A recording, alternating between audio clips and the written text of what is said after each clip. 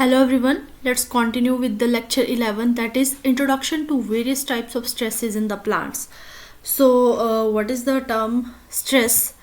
So stress means any type of external or internal factor that can disrupt or may harm the physiological processes like growth, reproduction, development of the plant.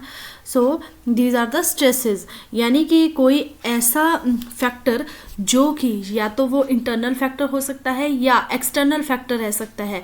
तो इस तरह का जो factor होता है वो क्या करता है कि प्लांट की ग्रोथ, डेवलपमेंट, नॉर्मल जितनी भी प्लांट की फिजियोलॉजिकल या फिजिकल एक्टिविटीज़ होती हैं उनको डिस्टर्ब करेगा. यानी कि यहाँ पे बहुत सारे थ्रेड्स बताए गए हैं जो कि सारे के सारे स्ट्रेसेस में आते हैं.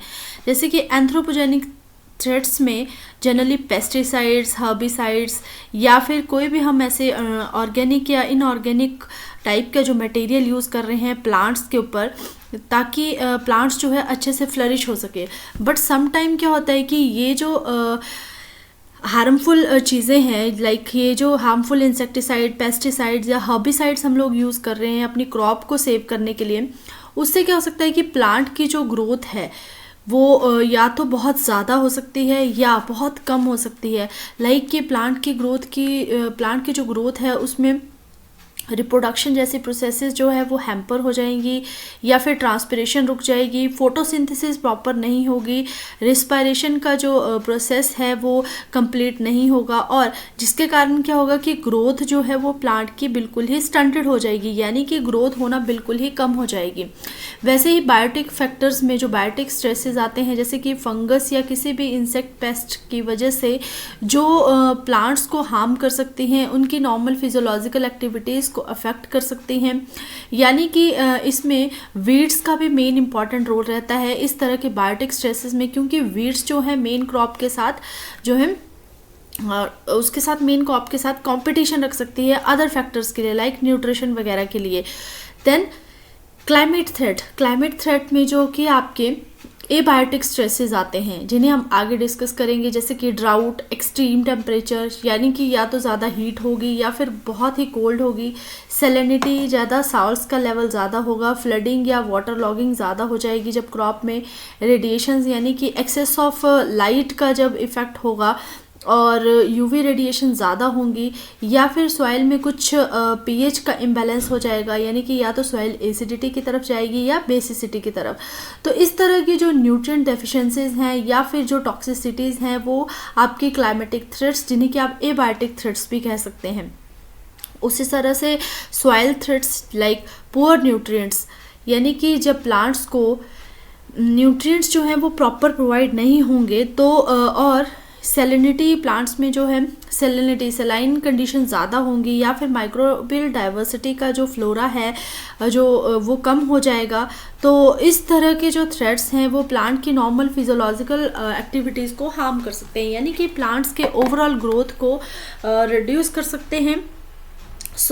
जब भी प्लांट्स इन तरह के स्ट्रेसेस को एक्सपीरियंस करेगा या फिर प्लांट्स को इन तरह के स्ट्रेस में एक्सपोज किया जाएगा तो प्लांट्स में फिजियोलॉजिकल और मॉलिक्यूलर चेंजेस हो सकते हैं जिसकी वजह से या तो प्लांट्स सरवाइव कर पाएगा या कुछ ऐसे जो स्ट्रेसेस हैं उसकी वजह से प्लांट्स या तो लिथिल हो जाएगा यानी कि प्लांट्स जो है अपनी फिजियोलॉजिकल एक्टिविटीज़ को करना बंद कर देगा. तो बहुत सारे चेंज पैटर्न्स इस तरह के क्रॉप्स में हम देख सकते हैं स्ट्रेसेस के कारण. तो हम यहाँ पे डिस्कस करेंगे एबायोटिक स्ट्रेस को क्रॉप प्लांट्स में. तो एबायोटिक स्ट्रेसेस जो है जनरली जो क्रॉप की यील्ड को पूरी तरह से अफेक्ट करते हैं. तो मैंने पहले भी डिस्कस किया कि कौन कौन से एबायोटिक स्ट्रेसेस आते हैं जो कि यहाँ पे मेंशन किए गए हैं abiotic stresses. Then about the जो आपका ये सॉल्ट और ही टॉक्सिन्स रहते हैं वो आपके इस तरह के स्ट्रेसेस रहते हैं जो कि सॉइल से रिलेटेड रहते हैं यानी कि सॉइल की डेफिशिएंसी की वजह से या तो सॉइल में न्यूट्रिएंट्स की डेफिशिएंसी होगी. तो इस तरह के स्ट्रेसेस जो हैं वो आपके एबायोटिक स्ट्रेसेस में रहते हैं. Then abiotic stress and biotic stress. तो यहाँ पे ड्राउट, हाई और लो टेम्परेचर या फिर अल्ट्रावायलेट रेडिएशंस का ज़्यादा इफ़ेक्ट होना, सैलिनिटी की तरफ क्रॉप का ज़्यादा जो सॉइल का लेवल है वो सैलिनिटी की तरफ ज़्यादा जा रहा है या फिर वाटर लॉगिंग हो रही है। तो इस तरह के जो स्ट्रेसेस रहते हैं वो एबायोटिक स्ट्रेसेस रहते हैं प्लांट में। देन सम बायोटिक स्ट्रेसेस जिनकी वजह से, जैसे कि प्लांट्स की जो एक्टिविटी तो होगी, फिजियोलॉजिकल फंक्शंस तो प्लांट करेगा, बट होगा क्या कि प्लांट का जो प्रोड्यूस है वहाँ पर हो सकता है कोई प्रॉब्लम आ जाए। जैसे कि यहाँ आप देख सकते हैं मक्की में ईयर रॉट की प्रॉब्लम आ रही है इंसेक्ट्स की वजह से, जो कि बायोटिक स्ट्रेसेस में रहते हैं। मतलब प्लांट ग्रो कर रहा है बट प्लांट की जो एक ग्रोथ है, जो एक्चुअल ग्रोथ होनी चाहिए वो नहीं हो रही, या फिर प्लांट्स कुछ इस तरह के सिम्टम्स शो कर रहा है जिसकी वजह से उसकी जो ट्रांसपिरेशन का रेट है या फिर रिप्रोडक्शन का रेट है वो कम हो रहा है। तो ये प्लांट का डिफेंस मैकेनिज्म है या फिर आप कह सकते हैं डिफेंस सिस्टम है, जिससे प्लांट्स जो है एबायोटिक फैक्टर, बायोटिक और कुछ एडेप्टिव यानी कि सॉइल के से रिलेटेड स्ट्रेसेस से अपने आप को बचा सकता है। तो प्लांट की जो ग्रोथ है यानी कि transpiration, respiration, development, photosynthesis, nutrient supply, reproduction and water Uptake, ये सारी की सारी जो प्रोसेसेस हैं ये प्लांट्स जो है कम्बैट कर सकता है यानी कि कम कर सकता है कुछ डिफेंस मैकेनिज्म से। या तो वो डिफेंस मैकेनिज्म फिजियोलॉजिकल रहेंगे या फिर केमिकल या मॉलिक्यूलर लेवल पे प्लांट में चेंज हो सकता है या फिर हार्मोनल लेवल पे प्लांट में चेंज हो सकता है। यानी कि टॉलरेंस प्लांट में कब आएगा इन एबायोटिक स्ट्रेसेस से, जब प्लांट्स में मॉलिक्यूलर, हार्मोनल, बायोकेमिकल और फिजियोलॉजिकल चेंजेस रहेंगे। So let's continue with the other type of stress, that is cold stress. So cold stress क्या है? कोल्ड स्ट्रेस इस तरह का स्ट्रेस है या तो प्लांट में जो है कम टेम्परेचर होने की वजह से प्लांट्स जो है अपनी ग्रोथ की हैबिट को कंप्लीट नहीं कर पाएगा, या फिर जो प्रोड्यूस होगा उसकी पोस्ट हार्वेस्ट क्वालिटी जो है वो अफेक्ट होगी। तो इस तरह के फेजेस से प्लांट्स में समटाइम्स रिप्रोडक्टिव ग्रोथ जो है कम होती है। जैसे कि यहाँ पे एग्जांपल्स बताया गया है, राइस में स्टरलिटी की प्रॉब्लम रहती है जब राइस को चिलिंग टेम्परेचर यानी कि कोल्ड स्ट्रेस में जब राइस को इस तरह की कंडीशंस दी जाएगी तो राइस में प्रॉब्लम रहेगी स्टरलिटी की। तो बहुत सारे स्ट्रेसेस हैं जिसकी वजह से ये जो कोल्ड स्ट्रेस है, जैसे कि आप चिलिंग इंजरी या फ्रीजिंग इंजरी भी कह सकते हैं, तो ये जनरली टेम्परेट कंडीशंस में पाया जाता है जहाँ पर बहुत ही कम टेम्परेचर रहता है। अब प्लांट जो है इन तरह के स्ट्रेसेस से कैसे अपने आप को अडेप्ट कर रहा है, यानी कि प्लांट्स इस तरह के जो कि फ्रीजिंग और चिलिंग इंजरी है इनके अगेंस्ट कैसे वर्क कर रहा है। तो इस तरह की जो प्रोसेस है उसे आप एसिमिलेशन कहते हैं, यानी कि प्लांट्स जो है अपने आप को बचा रहा है चिलिंग और फ्रीजिंग इंजरी से, जिसे कि आप कोल्ड एसिमिलेशन का नाम देंगे। तो यहाँ पे कोल्ड एसिमिलेशन कैसे हो रही है, यानी कि सेलुलर लेवल पे प्लांट्स जो है किस तरह से अपने आप को चेंज कर रहा है टवर्ड्स द कोल्ड स्ट्रेसेस। सो यहाँ पे बताया गया है जब जीन्स में रेगुलेशन होगी, यानी कि जब ट्रांसक्रिप्शन ज़्यादा होगी तो down regulation, increased stability, plant में जीन रेगुलेशन की वजह से कोल्ड स्ट्रेस को कम किया जा सकता है। और ऑस्मोटिक रेगुलेशंस में आपके कुछ ही ऑस्मोटिक कंपोनेंट्स आते हैं जैसे कि प्रोलीन, बेटेन्स, पॉलियोल्स और शुगर्स, जिसकी वजह से प्लांट्स जो है अपने आप को कोल्ड स्ट्रेस से बचा सकता है। या फिर थर्ड आता है आपका एंटीऑक्सीडेंट्स का मैकेनिज्म, जिसकी वजह से सेल वॉल की जो मॉडिफिकेशन है उसको कंप्लीट किया जा सकता है against the cold stress. So here is the some outlay of the cold stress और assimilation कि कैसे प्लांट्स जो है शॉर्ट डेज में, जब यहाँ पे मैंने बताया है शॉर्ट डेज का मतलब है कि प्लांट्स में कोल्ड स्ट्रेस है। जब प्लांट्स में कोल्ड स्ट्रेस है तो कोल्ड एसिमिलेशन प्लांट कैसे करेगा ग्रोथ को कंप्लीट करने के लिए, यानी कि प्रॉपर ग्रोथ के लिए। कोल्ड फ्रीजिंग से क्या होगा कि फोटोसिंथेसिस जैसे प्रोसेसेस जो हैं वो हैम्पर्ड हो जाएंगे, फोटोसिंथेसिस प्रॉपर नहीं होगी, या फिर बायोमॉलिक्यूल्स जो प्लांट्स में होते हैं वो इनस्टेबल हो जाएंगे। तो होगा क्या कि प्लांट की जो ग्रोथ है वो बिल्कुल ही कम हो जाएगी।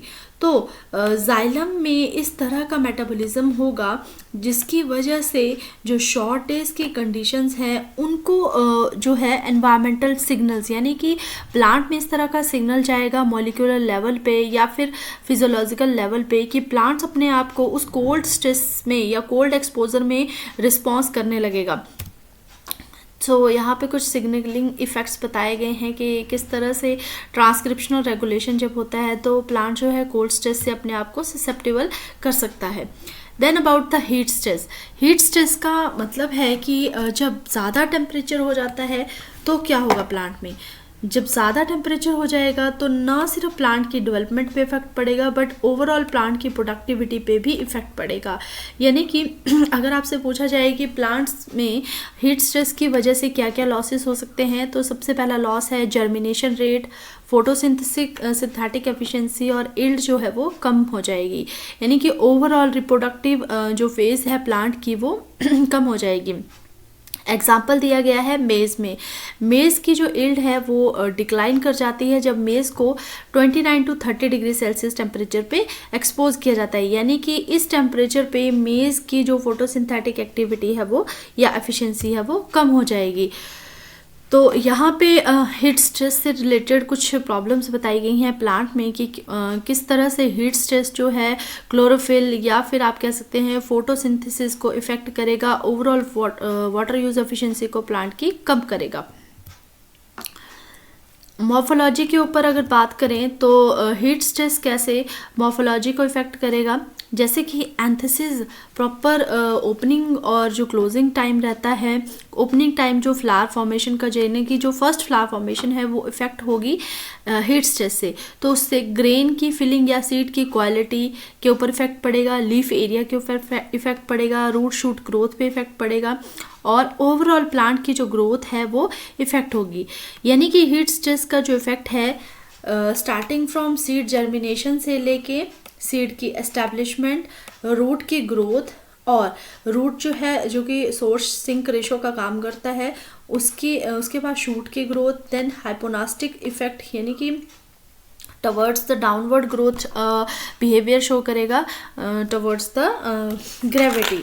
सो इस तरह की जो प्रॉब्लम्स रहती हैं वो ज़्यादा से ज़्यादा जो है जब प्लांट जो है हीट स्ट्रेस में रहता है।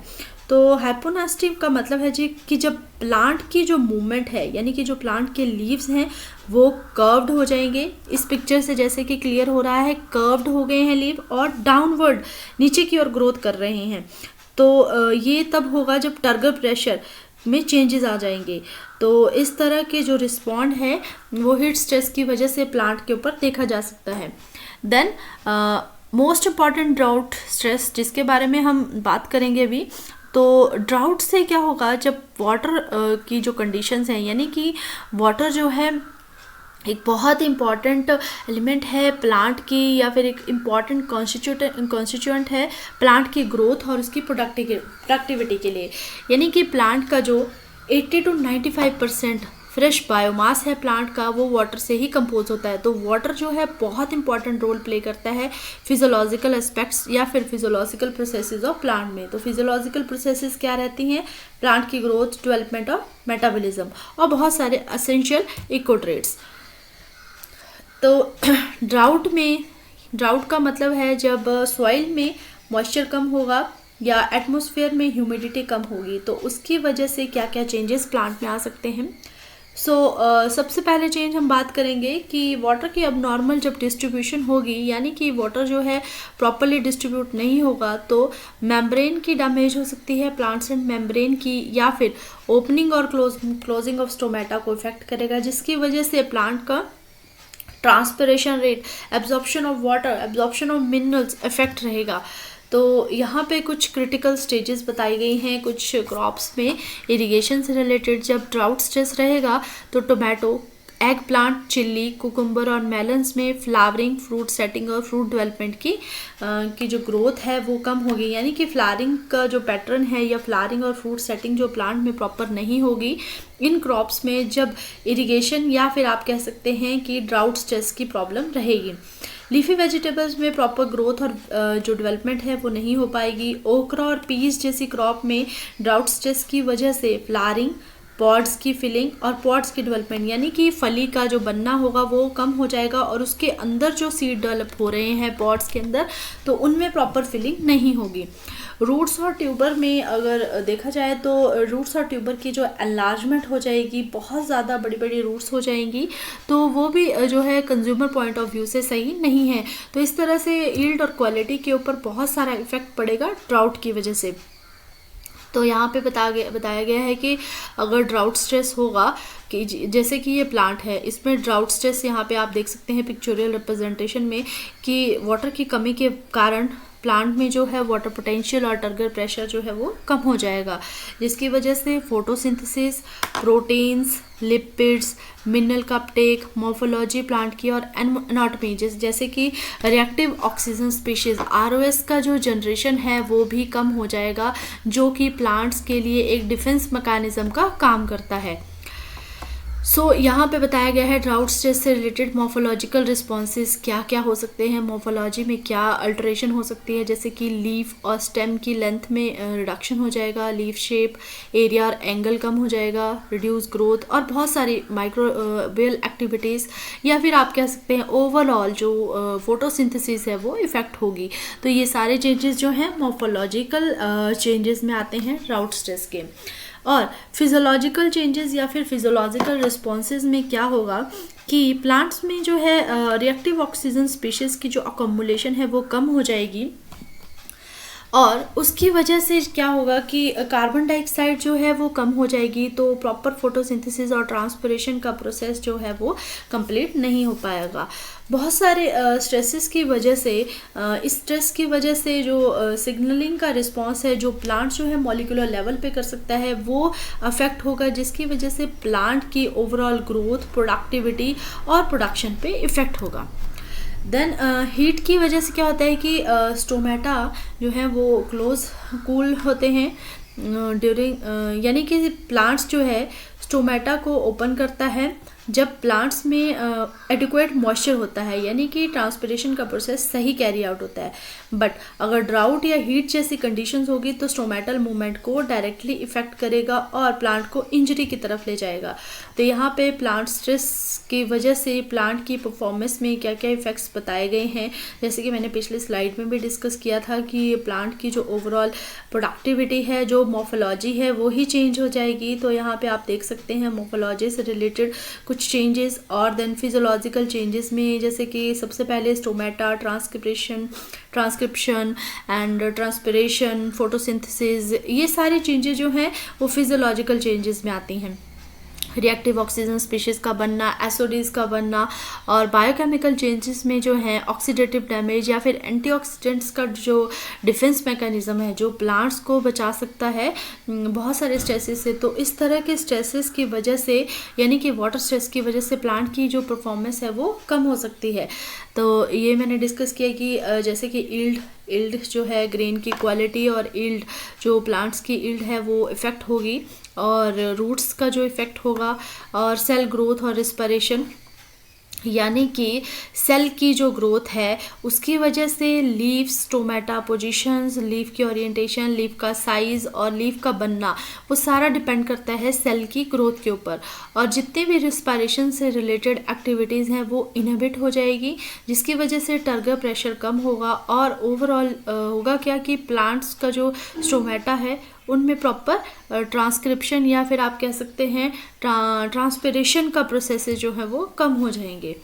तो यहाँ पर ड्राउट स्ट्रेस की वजह से बताया गया है कि क्या क्या चेंजेस प्लांट्स में हो सकते हैं। अगर स्टोमेटा क्लोज है तो कार्बन डाइऑक्साइड का कंसंट्रेशन कम होगा, जिसकी वजह से फोटो रेस्पिरेशन जो है वो ज़्यादा होगा और फोटोसिंथेसिस कम होगा और प्लांट्स की जो ओवरऑल एक्टिविटी है रिड्यूस्ड ऑक्सीजन स्पीशीज़ का जो बनना, यानी कि रिएक्टिव ऑक्सीजन स्पीशीज़ का जो प्रोडक्शन हैगा वो कम हो जाएगा, जिसकी वजह से ऑक्सीडेटिव डैमेज होगा, यानी कि जितने भी सेल ऑर्गेनेलीज हैं वो प्रॉपरली बिहेव नहीं करेंगे जब एंटीऑक्सीडेंट्स का डिफेंस मैकेनिज्म प्लांट में नहीं कैरी आउट होगा। तो ये मैंने बताया कि किस तरह से प्लांट्स जो है ट्रांसपिरेशन की प्रोसेसेस को ट्रांसपिरेशन को कम हो सकता है जब स्टोमेटा में से वाटर का लॉस ज़्यादा होगा या फिर वाटर की डेफिशिएंसी ज़्यादा होगी। तो प्लांट्स में ओवरऑल होगा क्या कि येलोइंग हो जाएगी, स्टंटिंग हो जाएगी, लीव्स की रोलिंग हो जाएगी, या फिर आप परमानेंट विल्टिंग भी कह सकते हैं। तो इस तरह के इफ़ेक्ट्स जो हैं वो ड्राउट स्ट्रेस की वजह से देखने को प्लांट्स में मिल सकते हैं। तो ये कुछ एक पिक्टोरियल रिप्रेजेंटेशन है कि किस तरह से रेट ऑफ फोटोसिंथेसिस इफेक्ट हो रही है प्लांट्स में, और कैसे प्लांट्स जो है ड्राउट स्ट्रेस के लिए रिस्पॉन्स दे रहा है। यानी कि जब प्लांट्स जो है प्लांट्स के जो यानी कि जो लीव्स हैं, लीव्स के स्टोमेटा जब क्लोज हैं और तो किस तरह से प्लांट्स इफेक्ट कर रहा है, फाइटो हार्मोन्स को कैसे इफेक्ट कर रहा है, और ओवरऑल रूट्स की जो लेंथ और डेंसिटी है उसको कैसे इफेक्ट कर रहा है। तो ये सारे के सारे इफेक्ट्स जो हैं वो ड्राउट स्ट्रेस की वजह से प्लांट्स में देखने को मिल सकते हैं। इसी के साथ जितना भी जो स्ट्रेसेस से रिलेटेड जो प्लांट स्ट्रेस हैं, जो एबायोटिक स्ट्रेसेस आते हैं, उससे रिलेटेड इंफॉर्मेशन सारी की सारी मैंने इस लेक्चर में आपको दी है कि प्लांट्स जो हैं कैसे बिहेव करते हैं डिफरेंट स्ट्रेसेस के लिए, डिफरेंट फिजियोलॉजिकल स्ट्रेसेस के लिए, और कैसे प्लांट्स जो हैं अपने आप को स्ट्रेस से बचा सकते हैं।